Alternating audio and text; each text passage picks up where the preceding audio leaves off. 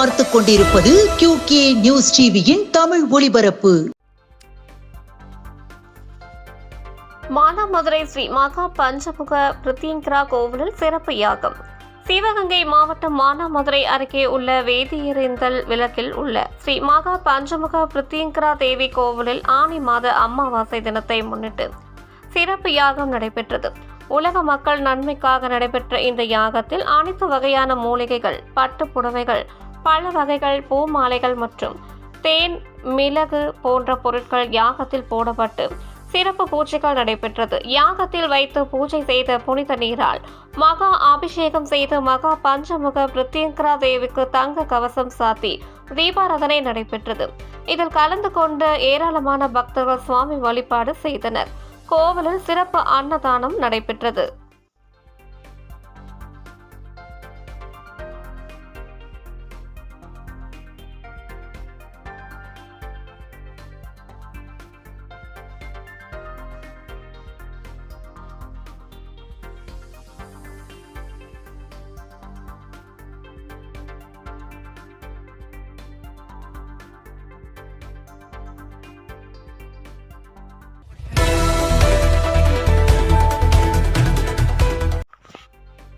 கடும் விலை வீழ்ச்சி காரணமாக ஏரி மீன்களுக்கு மாம்பழங்களை உணவாக போடும் நிலைக்கு விவசாயிகள் தள்ளப்பட்டுள்ளனர்.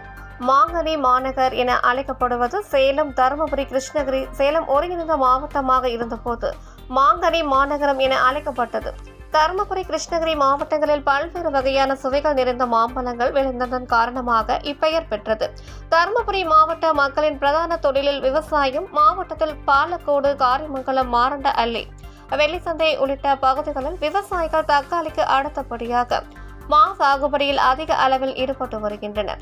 இங்கு விளைவிக்கப்படும் மாம்பழங்கள் சென்னை, பெங்களூரு உள்ளிட்ட பகுதிகளுக்கு சில்லறை விற்பனையாகவும் மாங்கல் தயாரிக்கும் தொழிற்சாலைகளுக்கும் ஏற்றுமதி செய்யப்பட்டு வருகின்றன. தற்போது மா விளைச்சல் அதிகரித்த நிலையில் மாம்பழ ஏற்றுமதிக்கு 18% GST விதிக்கப்பட்டதால் ஏற்றுமதி கடுமையாக பாதிக்கப்பட்டுள்ளது. இதனால் தொழிற்சாலைகள் மாம்பழ கொள்முதலை குறைந்துள்ளன. விளைவிக்கப்படும் மாம்பழங்கள் அனைத்தையும் சில்லறை விற்பனை செய்ய முடியாத சூழ்நிலையில் பல பகுதிகளில் விவசாயிகள் தங்கள் விவசாய நிலங்களிலேயே அறுவடை செய்யாமல் அப்படியே விட்டு விடுகின்றனர்.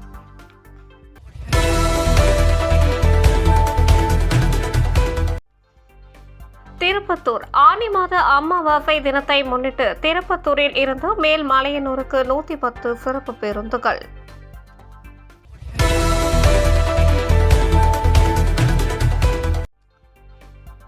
அகஸ்தீஸ்வரம் சின்னமுட்டம் கடற்பகுதியில் பயங்கரவாத ஊடுருவலை தடுக்க சாகர் கவச் பாதுகாப்பு ஒத்திகை நடைபெற்றது.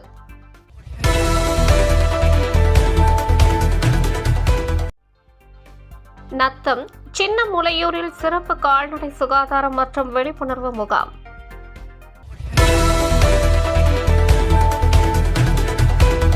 திருவாரூரில் உள்ள புனித வனத்து அந்தோனியார் ஆலயத்தில் ஆண்டு திருவிழாவை முன்னிட்டு கொடியேற்ற விழா நடைபெற்றது. இந்த ஆலயத்தில் ஆண்டுதோறும் தேர் திருவிழா மிக விமர்சையாக கொண்டாடப்படுவது வழக்கம். இந்த ஆண்டு திருவிழா கொடியேற்றத்துடன் தொடங்கியது.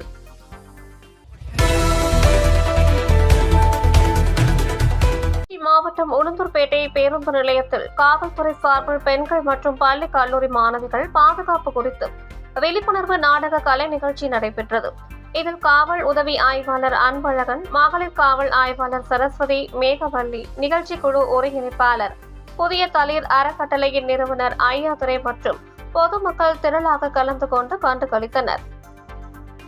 இத்துடன் இந்த செய்தி தொகுப்பு நிறைவடைந்தது. நன்றி, வணக்கம்.